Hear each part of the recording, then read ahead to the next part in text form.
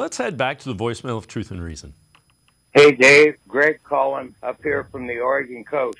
I feel strongly that the Browns are going to win at least 10 games this season and make it to the playoff. I have several reasons for believing this. Number one, I know last year we lost 10 games, and I blame that on poor coaching. Our poor coaching staff had more talent than they knew what to do with. So Andrew Berry has fixed that. Our new coaches are known for getting the best out of their players. Number two, I know Watson didn't look that great the last 6 games of last season, and I expect him to return to form. I think part of his troubles were adjusting to the speed of the game. I think it was a little more than he was ready for, and it threw off his timing and made him look uncomfortable. And number three, we now have a lot of talent. So I think it's time for the coaches to turn our boys loose, and we finally get to see our big dogs eat. Get some, Browns. Woof, woof.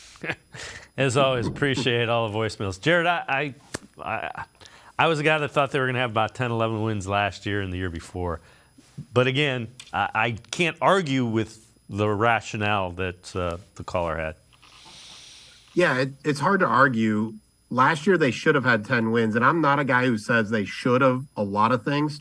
But quite frankly, recover an onside kick with the Jets, make a field goal with the Chargers. Literally, those games are over. Like, this isn't something else could happen. So those are 2 more wins.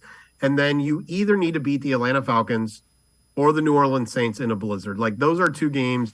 You got to win one of those.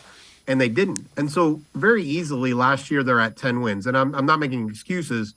But when I look at a roster that has added Jim Schwartz, Bubba Ventrone, and all of the talent that we're talking about, that last year very easily would have won 9 games, should have won 10 or 11 games. It's not hard to see how they should get to that again next year.